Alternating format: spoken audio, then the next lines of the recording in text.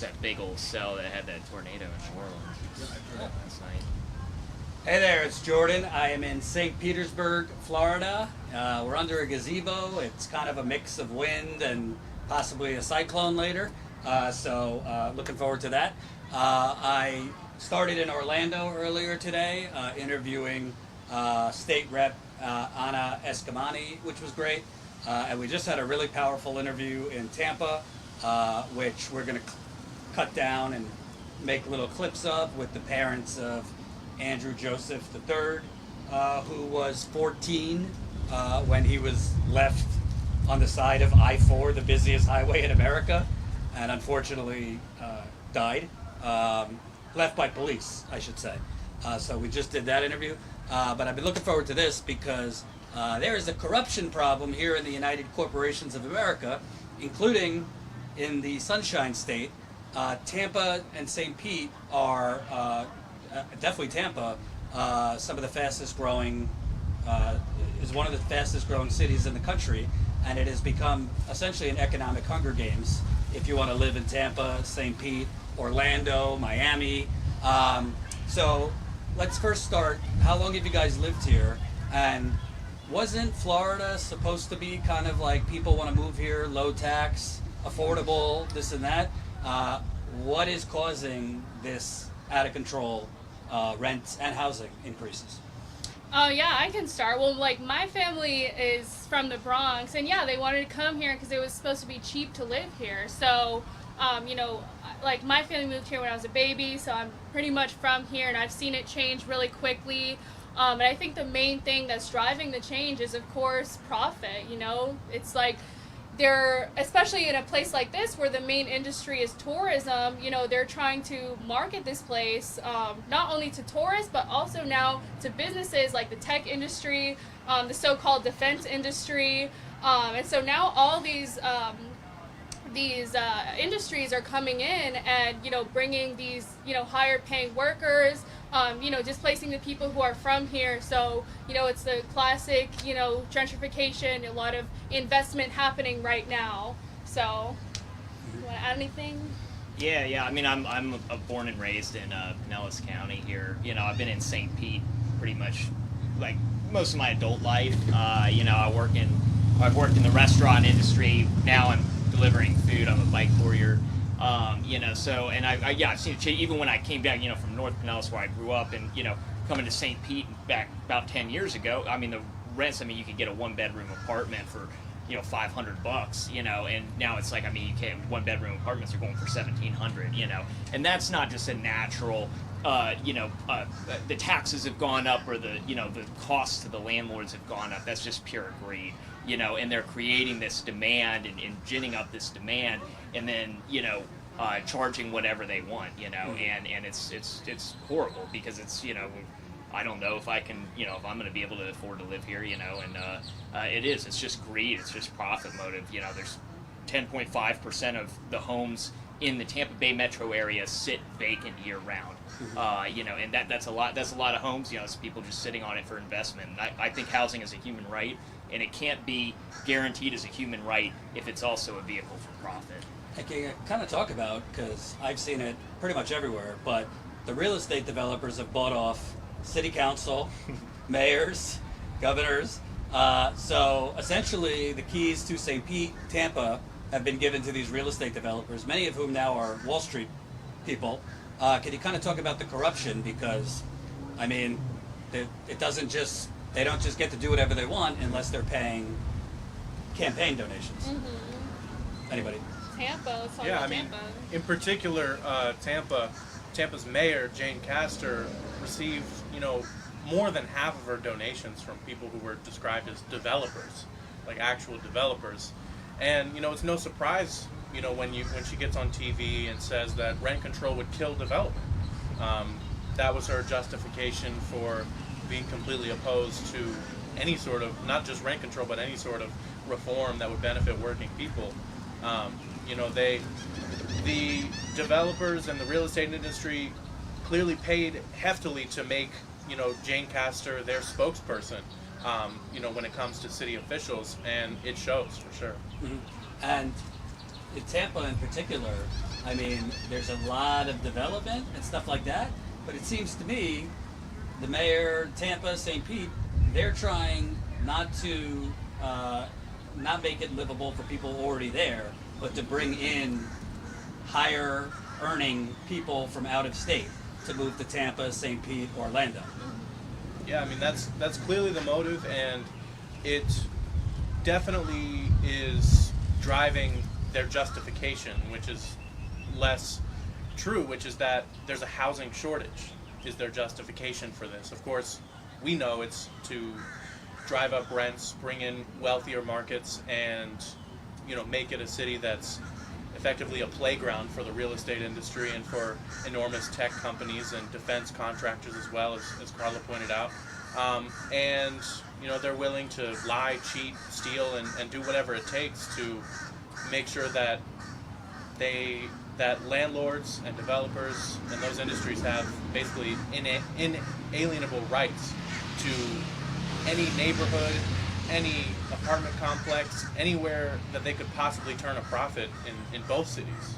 And this is basically, I call it the economic Hunger Games, because COVID, a lot of people went into debt or are digging themselves out. Frankly, in Florida, a lot of people are still digging themselves out from the financial crash, even though we've come back from the financial crash.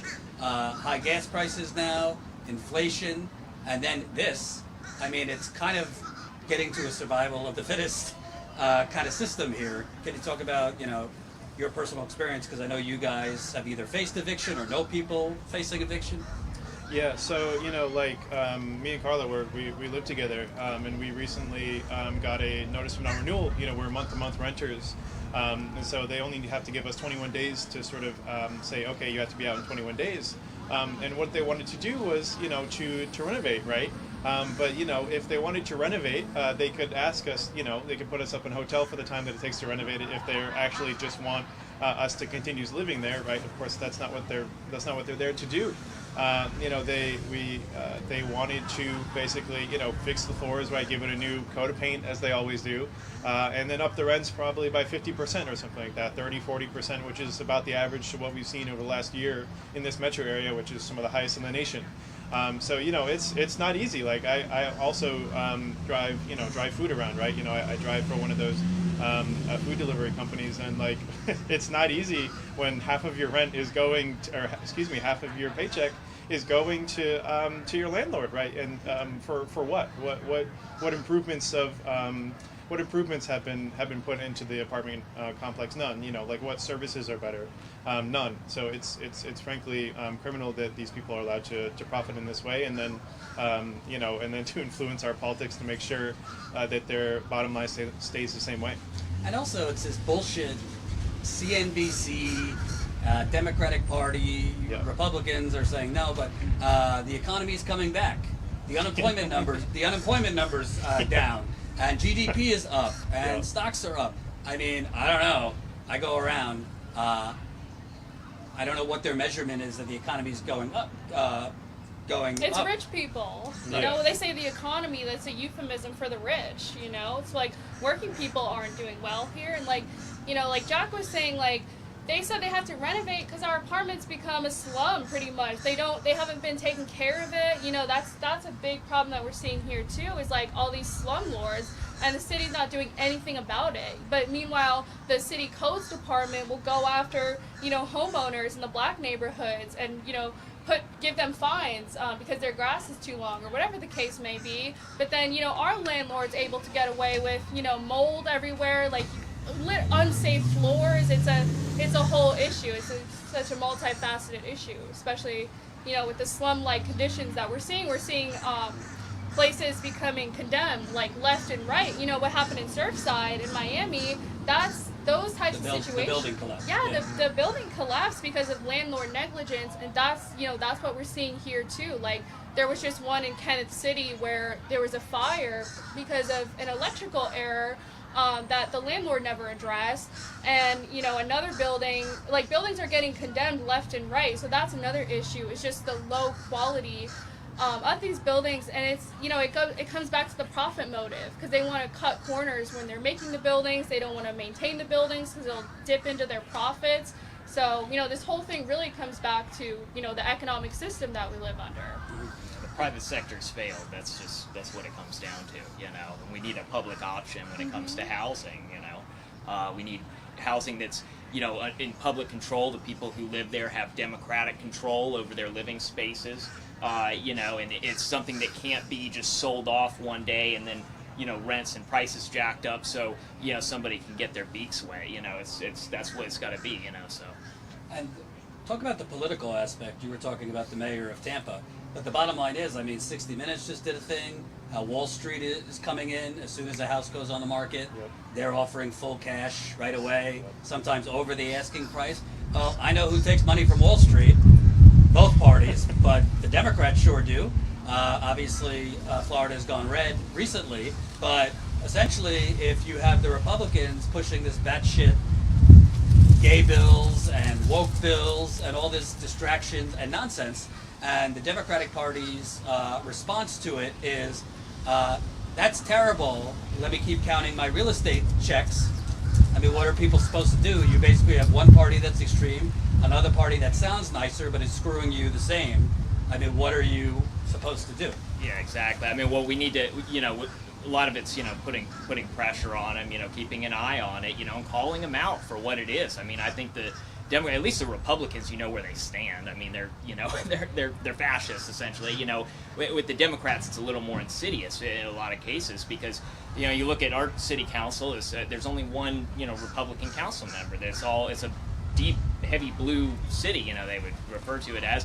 Yet one of the main council members, it's a realtor. She's on the National Association of Realtors board and that kind of thing. And it's like, she's, has these ads where she was saying donate to the realtor PAC so we can keep our industry profitable and all this stuff. So you're a city council member is a real estate agent who's Right. pushing people to donate to the real estate PAC. Yeah, And she's the chair of the housing committee Yeah. in the city council.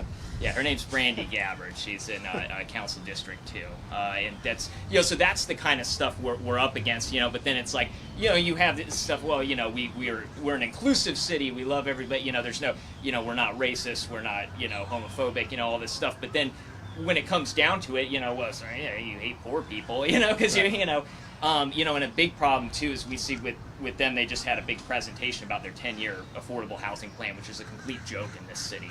The big thing they put up, right, you're talking about the economy is working good. They're putting up these stats like, our wages, wage growth is just through the roof right now, and poverty's dropping. It's like, I wonder how much of that's, poor people getting displaced, poverty's dropping. The wage growth is going up because it's all these imported workers that are coming from other states that are driving those wages up. And the people who are working here, our wages aren't really going up, Yeah, and the poor people are getting pushed to the suburbs. It's like the opposite of what happened before. They weren't investing in the cities, and now, wealthier people are coming back to the cities. Poor people are being pushed out.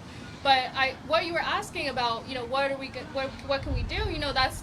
That's the purpose of the tenants union. We're fighting for, housing as a human right and like immediate reforms like rent control and helping people fight back in situations when they're facing evictions, rent hikes, negligence. We just had a win in Tampa with the Holly Court Apartments. If you want to talk about that a little bit and how they fought back. Yeah, basically there's a complex in North Tampa, which is technically unincorporated Hillsborough County, but it's basically Tampa. And for a long time, that complex had well water. It was not connected to city water, and there was extreme underdevelopment in this complex. There was exposed electrical wires. There was just really exploitative conditions in that complex. And back in November of last year, it was bought, or management was handed over to a company called Palm Communities, which is a pretty notorious landlord, across the Tampa Bay. And they delivered notices of non-renewal to a big section of the residents in that complex. Initially giving no reason whatsoever for why they were doing it. It was clear that it was because they were planning to connect the complex to city water, which would drive up the value, and they'd be able to to sell it for, or they'd be able to rent it out for more. But the problem was the residents were very low income. There was a lot of residents who were disabled, who were veterans, elderly on fixed incomes, who couldn't account for a huge rent increase. And so they basically tried to kick them out. And those residents came together. They met. They drafted a letter of demands to the company. They held huge actions where the public was out in front of the complex, and the media was there, and they were really just kind of bashing this company. And basically after a few weeks, the tenants who stuck to their guns and stayed in their homes and refused to self-evict were not only put up in a hotel for free while the complex was set up to the city water, but they were guaranteed their homes back afterwards. They didn't even have to take their belongings with them to the hotels. And it was a pretty modest victory. There's still a lot of problems in that complex. There's still galvanized pipe, which has been, against the rules in terms of development for many decades now. But it showed that when, tenants and working class people come together and fight back, that, there's almost no fight that they can't win if they stick together, and come up with the solutions themselves. I also want to ask, because I think the media, I've seen it all over the country, is fucking awful, particularly national media, but local media too. They're owned by corporations. Yep. So is the media not reporting that the head of the housing committee is a real estate agent? Do they find nothing wrong with this? In St. Pete, this is like Joe Manchin, who owns a coal company, being the head of the Senate Energy Committee. I mean, it's just crazy, and that's the role of the media, to report this, to challenge these kind of conflicts. I mean, that's just straight up corruption. She has no business making decisions over housing. Yeah. Yeah, I mean, I can just add one quick comment. Just in the last couple of weeks, the media is paying attention to this because, it's very high up on people's minds and people are talking about it. And, I've done a few interviews, and I've noticed, the one thing that they won't put on air is when I say that Mayor Jane Castor is funded by real estate developers. Yep. They, at first I just thought, they're trying to save time, they only got 2 minutes, but every single one, that's the one thing that's cut. No matter how many times I say it during the interview, that's the one thing that doesn't make it on air. I just think that's interesting. Why do you think that the news outlets keep chopping out you pointing out the mayor's financial corruption? I think, in a way, the reporters themselves, are often very sympathetic to the cause, but their bosses and their bosses' bosses are very connected to the political establishment and also, likely to the real estate industry themselves. They own a lot of, huge office buildings and commercial real estate, so, they themselves often have connections, but they have a sort of a vested interest in sort of keeping the balance of forces, in favor of whichever candidate they, the media executives tend to gravitate towards, which Right. is often And Democrats. it seems to be one endless cycle, because then these same Democrats, who frankly are corrupt, they then try to rally their base. Look what DeSantis is doing to gay people and the woke stuff, and now he's transgender swimmers. Not that any of that's acceptable. We've been covering the Don't Say Gay bill, and it's threatening real people. But, it seems to me the Democrats, how are you not, this is why you're not defeating these culture war figures, because people, voters could say, yeah, I mean, DeSantis and the Republicans are awful, but what the hell are you doing for me? They would be, yeah, right. I mean, it's a no-brainer, really. They should be, fighting for, rent control, which is what we've been trying to push, and they say, oh, it's too hard, we're going to get sued, all this stuff. We can do rent control in Florida. It's a political will issue. There's nothing else about it. And that's the whole thing, too. They've got a midterm election coming up where they're about to get their asses whooped. I mean, and if you look at it, if they're fighting for rent control, saying no, we're coming to bat for working people. Your rents are going up too much. I think they would have it. It would be like a slam dunk victory for a lot of these folks. But unfortunately, instead, they're deciding to take this safe middle route. No, we want to incentivize businesses. We don't want to try and go head to head with businesses. And it's like, no, you should be, because the business class, if you look at it, and landlords, it's a tiny minority. I mean, you got there's 1 in 10 businesses for every American in the U.S., even smaller number of landlords in that regard. And it's like, so who are you serving when you're trying to take this balanced approach in a state where we have the scales are weighed completely in favor of the business community and of landlords, and so I just, it's mind-boggling. What's been your experience as a tenants union trying to talk to the local politicians, talk rent control? Have they given you lip service? Do they care? Do they give you excuses? I mean, Democrats or Republicans? I mean, yes, they definitely do. They give us lots of excuses, just like we saw with Jane Castor, who's the mayor of Tampa. They also give us excuses. Ken Welch here in St. Pete gives us lots of excuses as well. Mostly, what they'll pivot to is they'll say like, oh, we don't want to, we don't want to punish businesses who want to come here and build, right? Which is just obscuring the problem, right? It's not an issue of not enough homes. It's an issue of the homes being kept because people want to profit on them. And so, they either try to change a story by saying, oh, it's about development or something, or they'll just say, oh, it's too hard, right? Like, we'll get challenged by like the state, like we're gonna have to defend it in court, and it's like, well, what sort of like people are you? You don't even have a backbone. You can't stand up for working people that you're supposed to be representing. Can you imagine if like the leaders of like the civil rights movement in the '60s said like, oh, this is too hard, like we're gonna get challenged in court? Like there's going to be racist white people who are going to attack us for this, even in the streets. It's like, no, like we're going to fight for this. This is something that we need. Like it's breaking the backs of working people here, obviously across the nation, but here in the Tampa Bay. And it's like we're sick and tired of you giving us this lip service and not, like speaking to what working class people need in your community. And they have a financial reason to do so, which makes it all the more frustrating. And can you kind of talk about more personally, whether it is you guys personally or people that what are people dealing with in terms of eviction, choosing between food or medicine? Mm-hmm. I mean, there's real life stuff going on related to this price gouging and greed and corruption. I mean, what have you guys been going through and people you know? Look, wages for the working class, like the median wage, the minimum wage obviously federally isn't going up. It's going up very slowly here in the state of Florida, and that was only through a ballot initiative. Of course, the state government was never going to do anything like that. We're seeing wages for working people staying the same, and we're seeing costs, either through inflation of, just sort of gas, right? Of course, food, anything like that. And then we're seeing 35, 40% rent increases. So it's like, where's the money going to come from?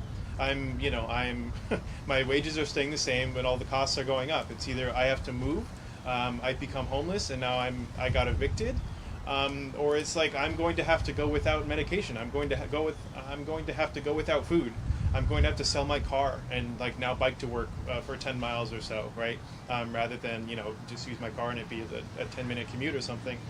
So people are having to make choices. They're having to cut off like some of the most important parts of their lives, so that some people can make more money, frankly. And this business class is being protected by Democrats and Republicans. It's not a partisan issue. But I'm sure some of y'all would have some stories to tell as well. You're talking about that's Build Back Better, right? Yeah. Well, yes. Yes. Yeah. I mean, Build Back Better for whom? I guess is the question that I would ask Mr. Biden. Right. But yeah.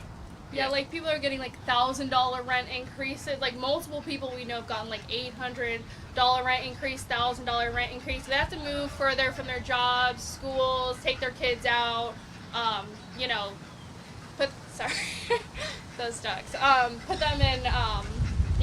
It's very disruptive. Evictions are disruptive. We've seen people die. Like, for example, at the Stanton Hotel and Apartments, which it was a low-income apartment and hotel, they were tearing it down. They told the people they have 15 days to leave. And one of the people, he died, and he fell while he was literally trying to move, and he had a heart attack and died. So that's kind of what's happening. Like people are dying, whether it's like directly from stress or from, not being able to afford certain necessities that they need. So it's a human rights abuse. And that's why, we're trying to say we don't have to accept any of this, that we're trying to reach as many people as possible and say, like, we can fight back. You know, we don't have to accept any of this. Not only can we fight back, we have to fight back. Like we as working people have to fight back, or else we're just going to continue to get squeezed.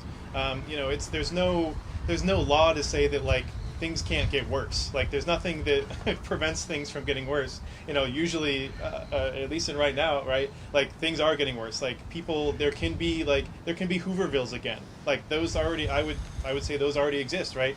But like that can happen again. Like there's no rule saying that we can't get more poverty. There can't be more deprivation of working class people here in Tampa Bay. And like that's where it's going right now. That's just frankly where it's going. Yeah, I mean, the stress is unimaginable that people are facing. You know, that's the biggest thing. I mean, I got displaced from my spot actually this time last year. I was on a month-to-month lease in my studio apartment I was living in for 7 years. You know, it was part because I was organizing with the tenants union. I was having these issues with these crazy repairs they were doing and hadn't given me a heads up about it. You know, to be fair, I had the landlord's. I made like a wanted poster with the landlord's picture on it, and was kind of distributing those, so that didn't make them too happy. But you know, under Florida law, 15 days to vacate with a month-to-month notice. So they gave me just under a month to get out, and that stress. Try doing that with kids if you have kids. Oh my God! Oh, Yeah, I know. yeah. It's just me. It's just me taking. I can take care of myself, but right, children. I mean, the stress is paralyzing, and when you're hitting refresh on, you know, Zillow or Craigslist or wherever you're looking. I mean, you know, and seeing that happen right at the Stanton. There was another resident you were just talking to, or a neighbor was having. They were trying to get people out to do these renovations, and another had a heart Another attack. heart attack. You know, yeah. and it really is. It's unimaginable. You see these old people with kids.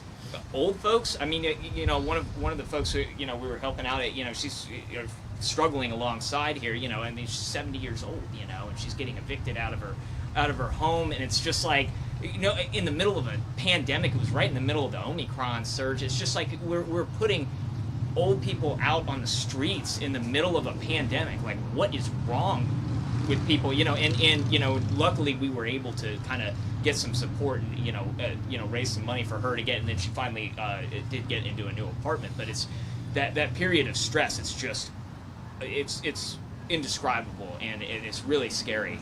You know, and the prospect of having to live in your car or be on the streets or even cram in with family. A lot of people can't cram in with family or friends, or they don't have family or friends. You know, it's very complicated. Right. So, You know, I'm sure you guys see it. I mean, the progressive movement nationally is very fractured, and there's a lot of people that are just tired. They rode the Bernie wave twice, other local progressive candidates, and after they thought we were close to the promised land, and then you got Joe Biden, and you know, just kind of neoliberalism. You know, the empire strikes back. And there's a lot of people, even, you know, in my audience, that are like, I'm done. I'm not. If it's a Democrat, I'm not voting. I'm done with electoral politics. But then they don't have the drive to get involved with other stuff. I mean, what do you say to people that are tired and feel like it's too corrupt? There's nothing we can do. well, I think, you know, I always tell people, you know, we do have the power, and we have to be encouraging of each other. That's the biggest thing, you know, and that's when we're talking to people, you know, letting them know, hey, you're not alone. Because I think we're in this individualist society where it's like everything, I did this to myself, or it's, you know, we need more financial literacy, or, you know, you're like, you know, this is my fault that I'm getting evicted. It's like, it's not. It's the system's doing it, you know. And I think helping folks realize, like, look, you're not alone. Like, you know, I've been there. You know, other folks we struggle with have been there. You know, I think it does encourage people and to get people's stories out. You know, and that's a big part of what we do, is trying to bring visibility. You know, and trying to amplify these voices and amplify these stories and make it so, you know, it can't be ignored. You know, and I think people start to feel stronger when they say, hey, wait a minute, that sounds just like what I'm going through. Like, and it helps to know that there's other people going through it. And then, right, that's. You know, I think the biggest thing is saying you're not alone. You know, we're going to fight back together, and we're going to struggle alongside you. You know, that's the biggest thing. I think with electoral, you know, people getting sort of sick and tired of getting into the rat race of politics, right? Of, you know, sort of mainstream politics. Like with the tenants union, with the Tampa Tenants Union and the St. Petersburg Tenants Union, like we have more wins than than the politicians do, right?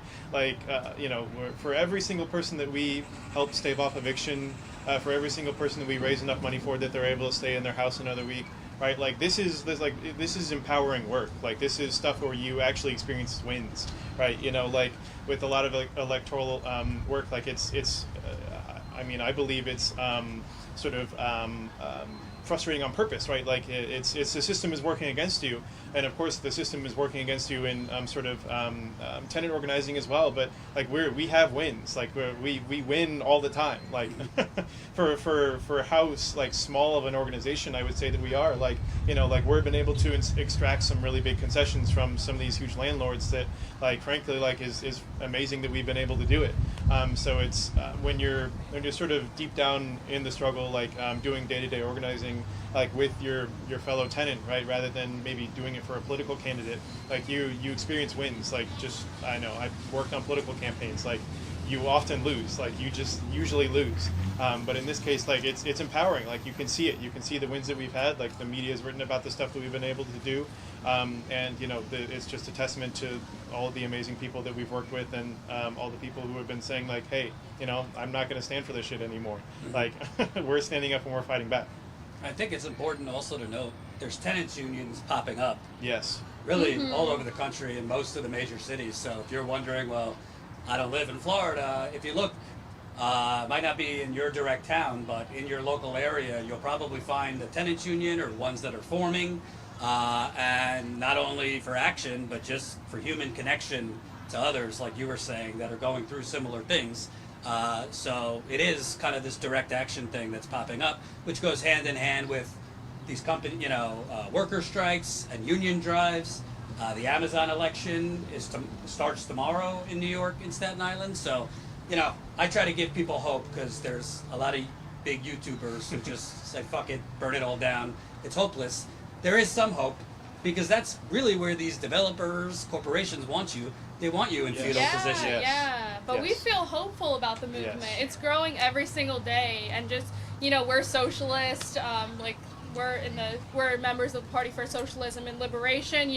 We rode the Bernie train. We were there, and then Black Lives Matter happens. Like, electing Democrats isn't the answer. I mean, it's true, and the movement's only growing stronger all over the state, all over the country. We just saw a successful rent strike in Oakland, reported on yesterday. Even like deep red places in Florida, like Collier County, are forming tenants unions, and we have contacts with them all over the state. We keep up with the tenants unions all over the country. The movement is just growing, and it's only going to get stronger. So, we feel very hopeful, and it's understandable to lose hope when we see people like Bernie, the Democratic Party tear down even someone like Bernie. But there's much more than just the Democratic Party. That's not what we believe in. We believe in socialism, and that's ultimately what we're fighting for. Dare to struggle, dare to win. That's it. It seems like the mayor of Tampa, St. Pete, also believe in socialism for the real estate developers, for the corporations. So we have a very healthy socialist country for all the rich people. Yeah, that's true. We got big old police force in St. Pete, $124 million to the police every year, and yet can barely scrape up a couple million for, housing initiatives or anything like that. So, right. And also, we kind of touched on it, but I know there's this whole thing like, oh, COVID's over, live with it. Well, I mean, in Europe, it's spreading like wildfire again with this new variant. Hopefully it's not as deadly if you're vaccinated. But, I mean, COVID is not over, and all this has been going on. Florida was like ground zero for a long time. Your governor is a lunatic when it comes to public health. So can you kind of talk about people are going through this during a pandemic? I mean, right now is a little better in Florida, but it's not like we don't expect, other surges. But this development and evictions are still happening throughout that. Well, there was a study toward the beginning of the pandemic in 2020 by UCLA, and it documented between the time the lockdown started and the eviction moratorium was instituted the CDC moratorium in September of 2020. It was about a 4-month period. They estimated that there were 10,000 additional COVID-19 deaths across the country tied directly to eviction. Yep. You know, and so I mean, I can imagine that number is much greater. You know, if you look at it, and you know the whole thing, right? You know, we've got this deadly pandemic and all that going on, and it's, to me, it's unconscionable. It's crazy. You know that people are being evicted now, and there's no more normal. There's no new normal. Evictions shouldn't have been normal before the pandemic, and they certainly shouldn't now. And housing has to be a human right. There should be no evictions. You know, and if it's between somebody's profits and throwing a family out on the streets, throwing an old lady out on the streets, I don't care about your profits. I don't care. Then get out of business, sell your business, get the hell out, you know, and we need to reclaim housing. Housing needs to be a public good. Everybody should have ownership of their living space. So we're, you know. And let me ask you, you guys already said we're not working through the Democratic Party. What do you think? I mean, they did this little eviction protest on the Capitol a couple months ago. Cori Bush and others, they temporarily stopped the eviction moratorium from expiring.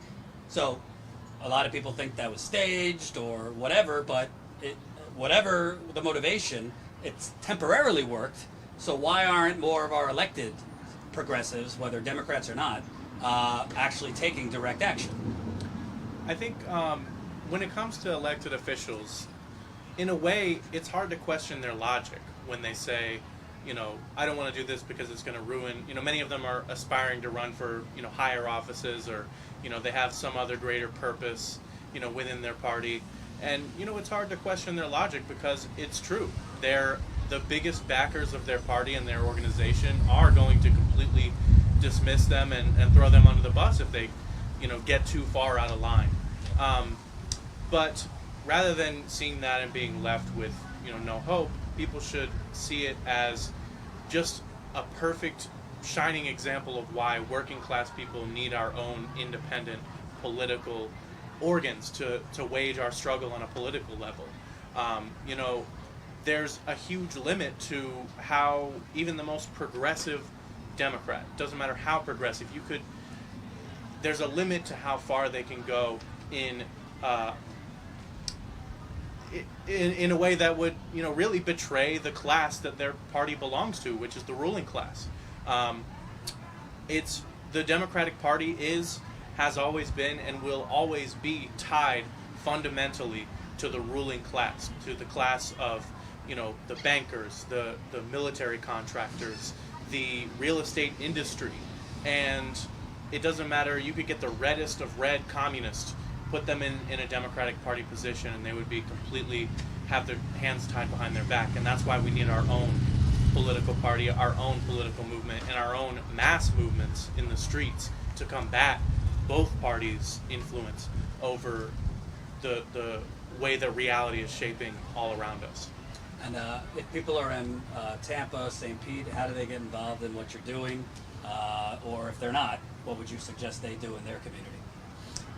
If you're in St. Pete or Tampa, go on our website, stpetersburgtenantsunion.org, and contact us that way. You know, we spread our information. You know, people want to fight back, and in terms of all over the country, you know, honestly, even if you're not in St. Pete, like, get in touch with us if you have no idea where you're starting. Like, we've helped, you know, Orlando start a tenants union just from, you know, one of the organizers came to Tampa and, you know, was organizing with us, and then started it in Orlando, and that's kind of, you know, how the movement's growing. We're learning kind of as we go. I mean, there's a history of it, but, you know, it's the real estate state, if you will, has grown so powerful that, you know, we're kind of starting from scratch at this point. And how do you contact Tampa Tenants? Yeah, I mean, you can find us on social media. You can find us, you know, pretty much.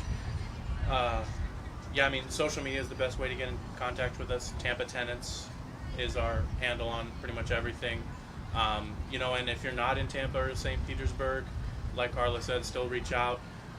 You know, or just do a cursory search for your area. Find out if there's any tenants unions or tenant organizing or any sort of community or social movement organizing happening. Or, even labor movement organizing, in your workplace, or there's an endless amount of possibilities for how working people can fight back, in our circumstances, and it doesn't take the same magnitude of money and donations and huge grants that the nonprofit sector or the Democratic Party would have you believe. Working people are capable of fighting back with no more resources than they can pull together themselves collectively, and that's true in every city across this country. So even if worst case scenario you're in a place there's no tenants union, there's no labor unions, there's no political or community organizing happening, there's nothing stopping you from doing it yourself, connecting with your neighbors, connecting with your coworkers and your family members about these issues. It's not impossible, and no matter how isolated you may feel, you're not alone. Reach out to us, no matter, you could be on the opposite side of the country, and reach out to us, and we'll be happy to help you navigate what organizing looks like. So that's the St. Petersburg Tenants Union and the Tampa Tenants Union. Social media, St. Petersburg tenantsunion.org. Yeah. Yeah, and yeah, at Tampa Tenants social media for us at SP Tenants U on Twitter and SP Tenants Union on Instagram and Facebook. We'll put it under the video too. And thank you for watching. Hey, please support this reporting. It is not sexy. These are not the things that go viral. But frankly, if you're going to do journalism, you might as well do actual journalism and talk to people and important things rather than just bullshit clickbait, hot takes, all that. I know that sells, and I would be a lot wealthier if I did that.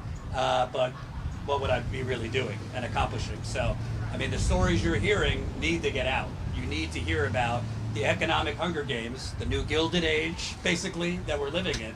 And as best as I can, if you will fund us, we're going to continue to try and go cover these types of stories. It's also important to cover the attacks going on, the distractions against gay people, black people, brown people. It's all connected. Some people said, Jordan, why are you covering this culture war stuff? Because they're doing the culture war to maintain this status quo. They're trying to distract people with the culture war stuff and galvanize, Republicans, a lot of whom have rent going up and all those things, excite them on bullshit so that they could just numb the masses and keep this going on. That doesn't mean real people are not going to be hurt by that distraction. So that's why I've been interviewing LGBTQ people and all that, because if you're progressive, we should care about the economic justice, but justice is justice, period, in my view. So please support us, StatusCoup.com/join. I'm going to say that a few times, StatusCoup.com/join. These trips are pricey, flights, hotel, rent a car, gas. I don't know how much was to fill up the car today. And food. It all costs money. Colin behind the camera. So please, if you actually value on-the-ground reporting, support us, StatusCoup.com/join. You can sign up for $5 to $10 a month. $5 a month is 16 cents a day. And you also get the perks, behind-the-scenes videos, which we already posted a video while we're down here, kind of in between interviews and stuff, showing you what it's like on the road. Our monthly Zoom call with members, which I'm going to do when I get back. That's on Zoom, usually for an hour or two, take your questions. And our Discord channel. So you could give money to people who are just going to sit in the studio and bloviate out of their ass, or you could give money to journalists actually leaving the studio and going to talk to the people. And if you don't have money, that's fine. If you can't support financially, like, share, subscribe, all that stuff. But if you can, support us. This is how you build. They're talking about organizing with tenants. This is how you build actual independent media. Because the word independent has been thrown out there a lot. This is actually independent. I have no money from bankers, developers, or any of them. So I hope to see more member sign-ups during this trip. Thank you for watching.